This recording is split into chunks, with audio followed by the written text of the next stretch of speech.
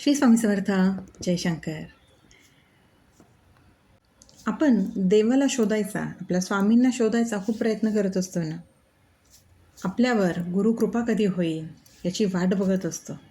गुरुकृपा म्हणजे नक्की काय आणि ती गुरुकृपा कधी होते, कशी होते? तर आपण ज्या हाताने दुसऱ्यांचा भार हलका करतो किंवा त्यांचं दुःख कमी करतो, त्याच हातांवरती गुरूंची कृपा विसावते. आपण नेहमी विचार करतो ना, सेवा म्हणजे मोठं दान देणंच आहे का? किंवा इथे मंदिरात जाऊन मोठं दान दिलं किंवा कुठल्याही ठिकाणी तुम्ही जर मोठं दान केलं, मंदिरात पैसे अर्पण केले की आपल्याला पुण्य मिळतं का? तर याचं स्वामींनी उत्तर दिलं आहे, ते म्हणजे सेवा ही धनाने नाही तर भावनेने मोजली जाते. एखाद्या दुःखी माणसाला दिलेला शब्दांचा आधार, थकलेल्या व्यक्तीला दिलेली मदतीची साथ, भुकेल्या व्यक्तीला दिलेला घास किंवा निराश मनात जागवलेली एक आशा, ही सुद्धा परमेश्वराचीच सेवा आहे. जेव्हा आपण कोणत्याही अपेक्षेशिवाय, स्वार्थाशिवाय दुसऱ्यांच्या वेदनेत सहभागी होतो, तेव्हा आपले अंतःकरण अधिक निर्मळ होत जाते.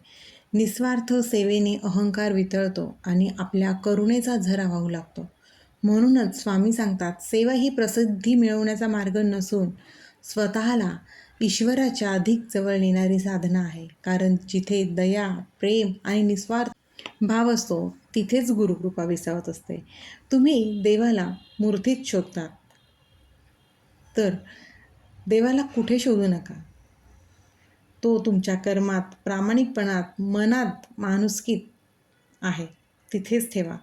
देव तुम्हाला तिथेच भेटेल, स्वामी तिथेच भेटतील.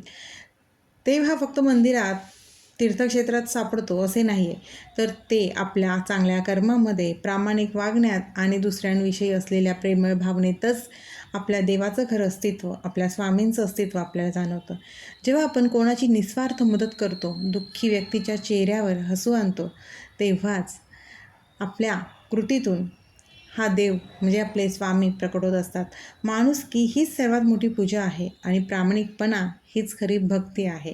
जीवनात कितीही अडचणी आल्या तरी सत्य, सदाचार आणि आपला चांगुलपणा सोडू नये. कारण देवाला मोठ्या अर्पणाची गरज नसते, तर त्याला स्वच्छ मन, निर्मळ विचार आणि चांगली कर्मप्रिय असतात. म्हणूनच देवाचा शोध बाहेर न घेता स्वतःच्या अंतःकरणात घ्या. जिथे माणुसकी, प्रेम आणि प्रामाणिकपणा असेल, तिथेच तुमचा देव तुम्हाला नक्कीच भेटेल. तुमचे स्वामी तुम्हाला नक्कीच भेटेल.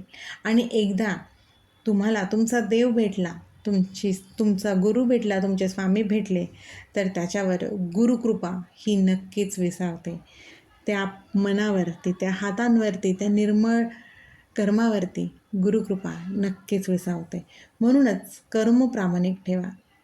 मनात कुणाबद्दलही द्वेष न ठेवता निस्वार्थ भावनेने इतरांची मदत करा. जे द्याल तेच मिळेल. त्यामुळे तू तुझ्या स्वामीला, तुझ्या देवाला शोधत असशील, तर तुझ्या कर्मात आणि प्रामाणिकपणामध्ये शोध.